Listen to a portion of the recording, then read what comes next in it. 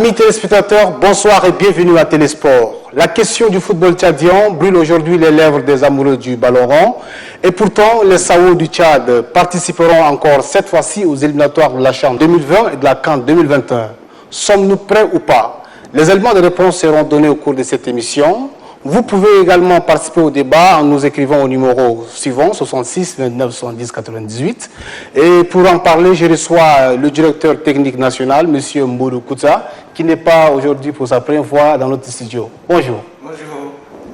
Bienvenue et merci d'avoir accepté notre invitation. Merci Bruno, c'est notre devoir. Merci beaucoup. Pour planter le décor, nous allons suivre le reportage de notre confrère Innocent Clayo sur la 8e journée de la Ligue des champions de N'Djamena. Suivant. Tout puissant et l'export n'a pas été puissant devant le portier de Gazelle FC. Lors de cette 8e et avant-dernière journée du championnat de N'Djamena, les poulains de Oumar Francis sont tombés devant l'intraitable jeune gardien de but de Gazelle FC. Ce dernier, à lui seul, a enrayé plus de 4 occasions de but des électriciens qui perdent le match sur un score d'1 but à 0. Une défaite très amère pour Oumar Francis et ses poulains. Les gars ont vraiment donné le match contre Foula et c'est la fatigue. Parce que le match de mercredi, on va gagner pour avoir 18 pour pouvoir être parmi les 4 premiers. Scotché à 15 points, tout puissant et l'export doit impérativement remporter son dernier match contre ASDGCE lors de la dernière journée. Nous, on sera que le dernier match, on va se qualifier. Je suis satisfait pour mes gars et on va travailler ça. Et dans les poules, je pense qu'on va aller jusqu'au bout. Arracher les 3 points de la dernière journée est la même conviction dans le club de Ascoton Tchad. Deuxième au classement provisoire, les cotonniers ont arraché un match nul devant Renaissance Football Club au stade de Paris-Congo. Renaissance Football Club qui a terminé ses 9 matchs compte 20 points. Les Verts et Rouges risquent de perdre leur première place au détriment d'Ascoton Tchad qui jouera son dernier match le 25 mai contre Aspécie. Monsieur le directeur, quel est l'état de santé du football tchadien? Merci Bruno et je pense que bonsoir à tous nos téléspectateurs qui suivent à Télésport. Je pense que c'est un secret pour personne, hein. Le football tchadien va mal, très mal, donc je pense que ça fait 2-3 ans que nous sommes suspendus de la compétition, du moins pour notre équipe senior. Et aussi au niveau de championnat, on n'a pas encore un championnat pérenne, donc ça fait 3 ans qu'on est dans les playoffs à chaque fois. Or, pour avoir des joueurs compétitifs, il nous faut nécessairement un championnat vraiment digne de ce nom avec dans toutes les régions d'abord, au niveau zonal et au niveau national. Donc je pense qu'avec la reprise des SAOA qui motive pratiquement tout le monde, j'ose espérer que les choses vont aller vraiment à l'ordre et qu'on organise des championnats pérennes au niveau des jeunes, au niveau des seniors pour vraiment relever un peu le niveau de notre football. Vous dites que le football va mal ici au Tchad. Après avoir entendu la nouvelle de la participation à la CHAN 2020 qui se tiendra au Cameroun, quel était votre sentiment en tant que directeur? Donc très content. Donc je pense que peut-être c'est la seule motivation de tous les joueurs qui jouent au championnat ou nos internationaux, c'est pour jouer dans les arènes internationales. Et je pense que nous, en tant que techniciens, nous étions très contents pour ces jeunes-là de rehausser encore les crampons pour défendre la couleur de leur pays. Après 2 ans d'absence aux compétitions internationales de la FIFA et de la CAF, qu'est-ce que vous avez fait de ces vides footballistiques? Donc je pense que pour que les téléspectateurs comprennent, ce n'est pas tout le Tchad qui était suspendu, c'était juste l'équipe senior. Donc entre-temps, l'équipe cadette, c'est-à-dire les U17, voilà, les U23, le football féminin, tous ces équipes-là ont participé aux compétitions internationales et je pense qu'on a organisé plusieurs formations dans le cadre du développement de football de base et de jeunes. On a organisé plusieurs compétitions au niveau de U17.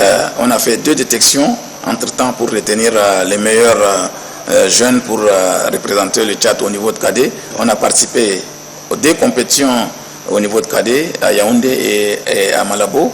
On a participé aussi avec l'équipe U23 pour les 2 matchs. Malheureusement, nous étions éliminés face au Cameroun, donc à Yaoundé, ici en N'Djamena. Dernièrement, on a participé aussi avec les filles, pour la première fois d'ailleurs, pour la compétition internationale, donc des Jeux Olympiques. Bon, je pense que les filles ont joué contre contre l'Algérie. Ouais. Donc, pendant ce temps-là, on a vraiment mis l'accent sur beaucoup plus le football de jeunes et le football de base, en mettant des formations partout, parce qu'avant, on avait la politique de formation qui se faisait beaucoup plus appeler les joueurs, les entraîneurs de province, peut-être un entraîneur par province. Ouais. Mais là, cette année, on a complètement décentralisé. On a fait dans notre plan d'action pratiquement pas moins de 13 formations pour cette année et 12 seraient pour l'année prochaine pour couvrir pratiquement tout le Tchad avec la formation de licence D. Là, nous sommes déjà à notre 9e formation dernièrement avec ce qu'on a fait à Gosbeda. Ouais. Donc, ce qui veut dire que de ce côté-là, on a fait pratiquement beaucoup de formations. Et là, après la formation, nous serons dans des compétitions de jeunes à partir du mois de juin-juillet. Donc, nous aurons un championnat de jeunes de U15 donc, qui concernera toutes les provinces d'abord au niveau provincial. Ensuite, ça serait au niveau zonal et au niveau national. Ça serait pareil aussi pour les U17. Donc, et en septembre, on clôturera encore avec le football féminin.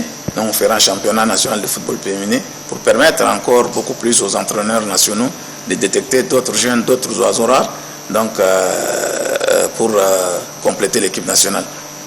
Pensez-vous que les équipes de U15, U17 et U23 peuvent vraiment relever le défi? Mais bien sûr, je pense que quand tu n'as pas une bonne base, tu n'auras jamais une bonne élite. Ouais. Donc les deux se complètent. Pour avoir une bonne élite, il faut nécessairement avoir une bonne base. Ouais. Donc c'est notre politique est tournée vers... C'est aussi l'une des politiques, de la FIFA. Voilà, vers cette base-là, oui. Absolument, vers cette base-là.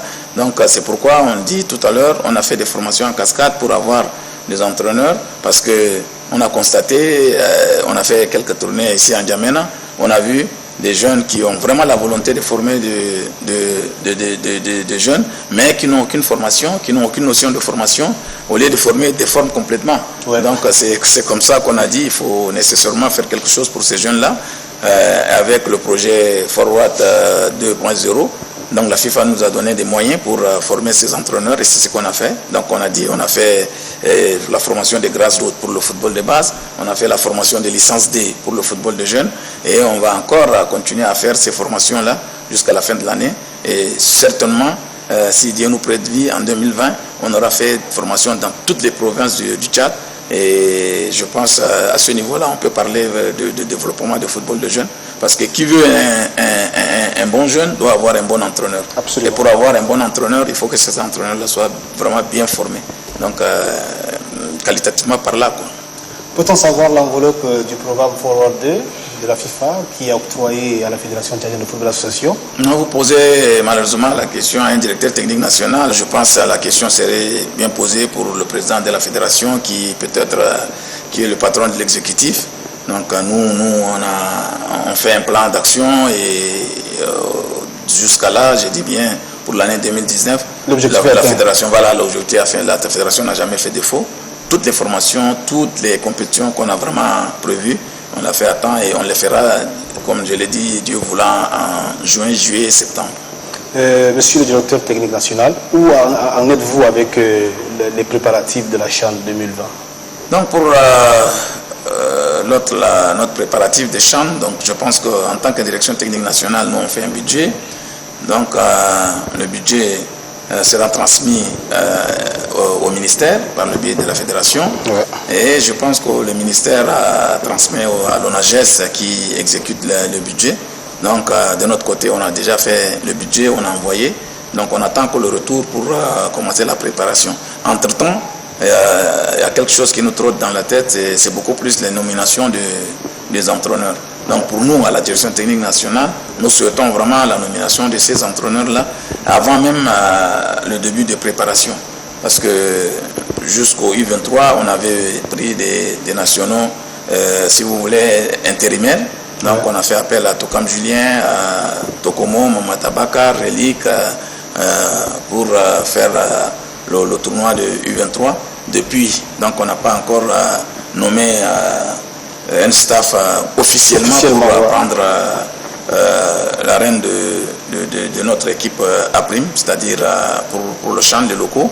Donc, nous souhaitons vraiment, avec ce retour-là, qu'on nomme vraiment les entraîneurs définitivement pour qu'ils s'appuient sur les 2 matchs de champ-là pour avoir d'abord une ossature des joueurs locaux qui va servir de base.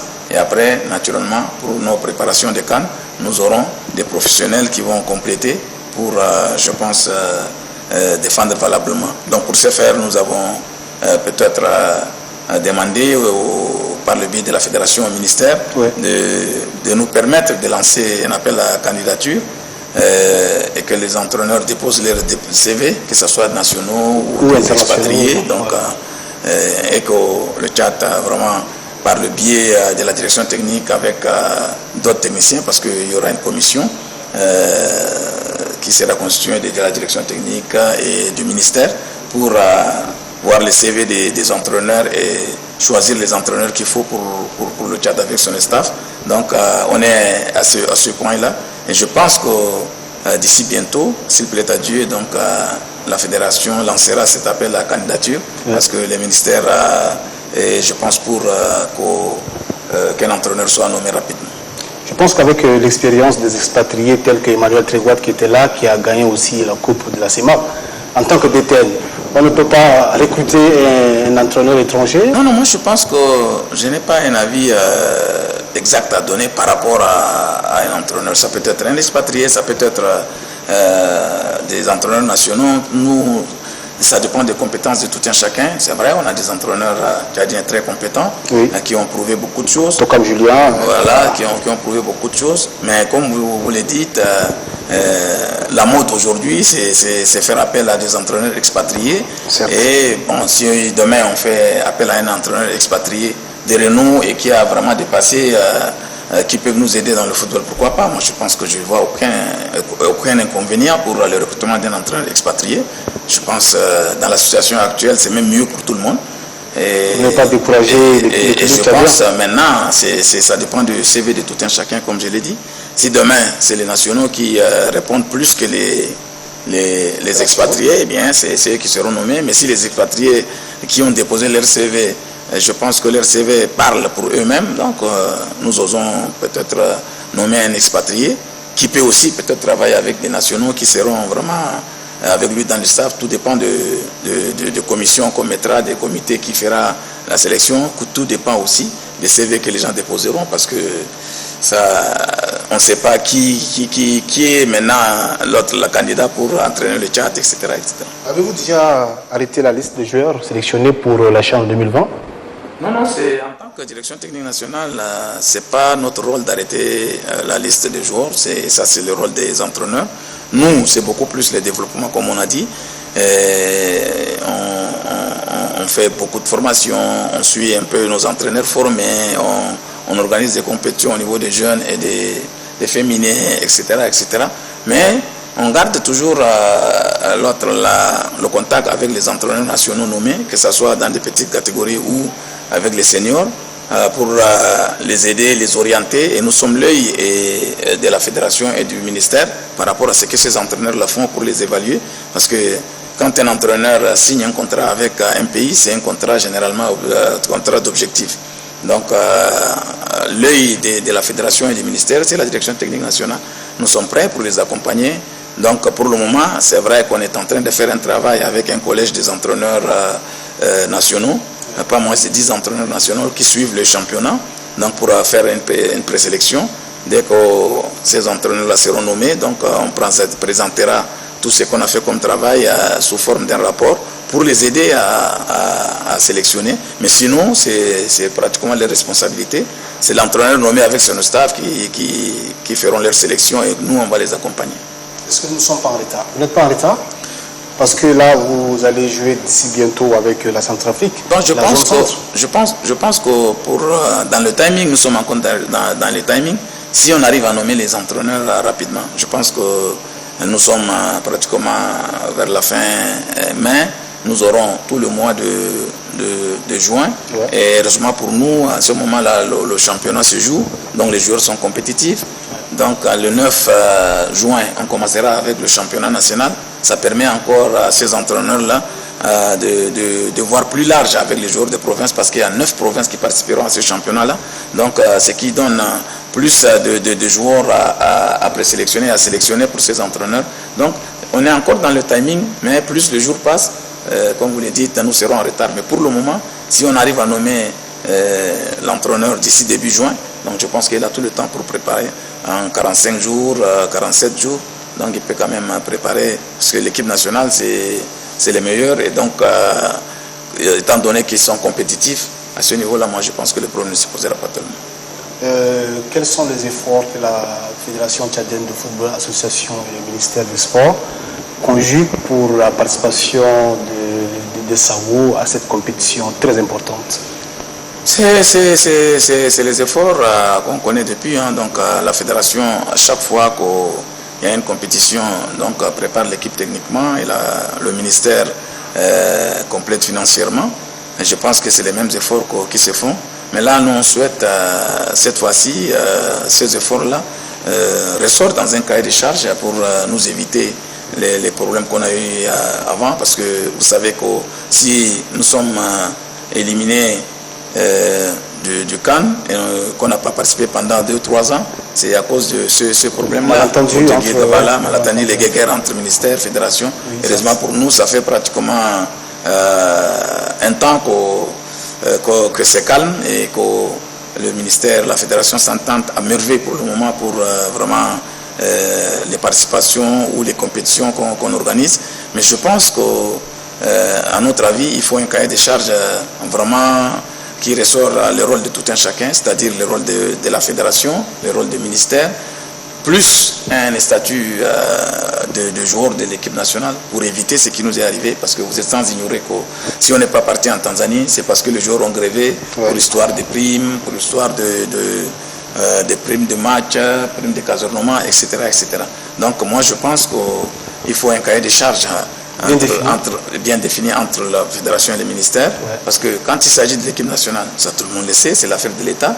Donc la fédération doit assister aussi techniquement le ministère, mais il y a des trucs vraiment particuliers que le ministère prend en charge et la fédération prend aussi en charge. En plus de ça, comme j'ai dit, s'il y a un statut qui stipule le droit et devoir de tout un chacun, c'est-à-dire des joueurs et des entraîneurs, comme quoi donc un joueur appelé à l'équipe nationale, il a droit à tel équipement, il a droit à telle prime de match gagné à domicile, à l'extérieur, prime de casernement, frais d'émission, etc., etc. Si tout est clair, donc je pense que le joueur se concentrera beaucoup plus pour la préparation que d'aller chercher de gauche à droite combien je gagne, qu'est-ce qu'on nous donne, on a détourné notre argent, on a fait ceci.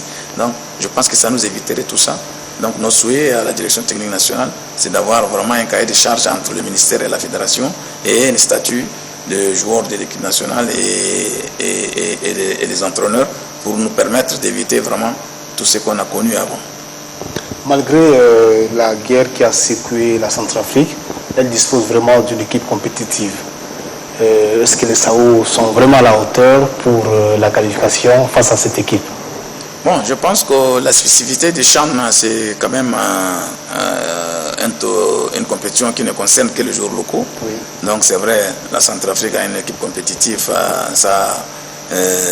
On voit avec les éliminatoires de CAN qu'ils arrivent à chaque fois à la dernière minute, bon, même s'ils ne sont pas encore qualifiés comme nous. Et pour le CHAN, malheureusement, on n'a aucune confirmation par rapport au championnat de la RCA. Donc, comment ça se passe? Donc, je pense qu'on part tous sur les mêmes pieds d'égalité. On a 50-50 de chance pour jouer, parce qu'ils n'ont pas aussi un championnat plus relevé. On a aussi un championnat, comme je l'ai dit, pas trop pérenne, mais qui se joue quand même. Donc, je pense à ce niveau-là, seule la compétition, les 2 matchs nous dira qui est plus fort que l'autre et qui peut se qualifier. Vous avez quand même au moins une idée sur l'équipe locale de la Centrafrique? Non. Pas de recherche qui va vous amener, quels sont... Mais rechercher où? C'est un championnat fermé comme le nôtre, comme je l'ai dit. Donc c'est difficile d'avoir des idées nettes sur le championnat. Si c'était l'équipe nationale senior, donc c'est très facile. Donc on peut avoir les cassettes de leur match, on peut avoir des informations sur Google partout. Mais pour l'équipe locale, donc ça serait un peu difficile. Mais on compte vraiment avoir des informations. On va s'appuyer sur nos compatriotes qui sont en RCA pour avoir, mais de ça là on a quand même quelques petites informations, mais qui ne sont pas suffisantes pour avoir une idée nette sur une équipe. Parce que vous savez aujourd'hui, l'observation fait partie intégrante d'une préparation des matchs. Voilà, donc il faut avoir toutes les informations, tous les éléments sur l'équipe adverse, mais à toute sincérité, je vous dis pour le moment, on n'a pas tous ces éléments-là pour avoir une idée nette sur le championnat de la RCA. Quelle est la garantie que vous pouvez déjà donner au public tchadien qui, depuis plusieurs années, est découragé vraiment de Sao? Je ne sais pas quelle garantie je peux leur donner, mais ce qui est sûr, c'est qu'on n'a jamais, l'autre l'a failli, on a toujours mouillé les maillots pour faire qualifier les Tchad. Mais si ce n'est pas fait, ça veut dire que le problème est un peu partout. Ce n'est pas seulement les entraîneurs ou le joueur, mais ça concerne aussi le public eux-mêmes, ça concerne peut-être tous les Tchadiens. Moi, je pense que la seule garantie que je peux donner, c'est qu'on va encore mouiller les maillots pour tout faire pour qualifier le Tchad. Qu'est-ce que le public peut faire? Vous dites la responsabilité comme aussi. Oui, le public aussi doit accompagner son équipe nationale parce que vous voyez, si vous prenez tous nos matchs qu'on joue ici, on a toujours peut-être le stade plein, mais pas dans le sens de jouer le rôle de 12e homme. Le public est là beaucoup plus pour applaudir une action, pour injurier un joueur qui a perdu peut-être le ballon. Et ça, ce n'est pas son rôle. Son rôle, c'est de pousser les joueurs dès la préparation, d'abord, dès la préparation. Et le joueur doit se sentir vraiment confiant et aimé par son public. Et le jour du match, le public doit pousser du début jusqu'à la fin. Je pense qu'il y a des associations de supporters qui font un travail dans ce sens-là. Donc, avec eux, on va voir, il faut commencer à faire des sensibilisations pour que le public joue son rôle. On a vu même des publics se construire par petits groupes qui accompagnent leur équipe nationale un peu partout et on sent vraiment qu'ils sont là, qu'ils poussent. Donc c'est ce public-là qu'on a besoin. On n'a jamais douté de notre public parce qu'ils nous ont toujours soutenus et je profite de votre micro pour les remercier. J'étais entraîneur national, j'ai entraîné plusieurs fois l'équipe nationale. Le public n'a jamais fait défaut, ils nous ont toujours soutenus. Mais seulement je dis qu'ils doivent changer un peu la manière de soutenir là vraiment pour être les 12e hommes comme on dit. Ok, vous parlez du public, c'est bien. Le public aujourd'hui est tellement découragé, ça, il faut le dire. Mais je suis conscient et nous sommes d'accord que le public a toujours fait vraiment, a toujours soutenu l'équipe nationale. Ça, j'ai dit, je témoigne parce que j'étais sélectionneur. Oui. Et on a vraiment à chaque fois eu leur témoignage, ils nous ont accompagnés. Mais pour être un 12e homme, il y a quand même beaucoup plus à faire encore, comme j'ai dit, soutenir du début jusqu'à la fin, etc., soutenir son équipe dès la préparation, etc. etc. Est-ce que vous vous faites accompagner par les sponsors? Honnêtement, non. Pour le moment, donc, l'équipe nationale n'a pas de sponsor, la fédération n'a pas de sponsor. Le sponsor, généralement, c'est donnant-donnant. Si aujourd'hui le Tchad s'est qualifié pour la Coupe d'Afrique des Nations, je pense que je vous rassure que demain, pas moins de 10-15 entreprises déposeront une demande pour sponsoriser l'équipe nationale.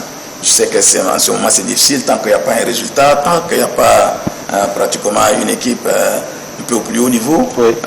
Le sponsor s'est fait un peu rare. Mais néanmoins, je pense que les sponsors peuvent nous accompagner dans le développement de notre football, comme l'a fait RTL un temps. Ouais. RTL nous a accompagnés pendant presque 5 ans. Si on arrive à vraiment être accompagné par un sponsor citoyen, donc au niveau de la base, dans des formations et compétitions, on fait faire beaucoup de choses et on peut avoir des joueurs qui peuvent servir au niveau de l'équipe senior. Monsieur le directeur, nous arrivons presque à la fin de notre entretien.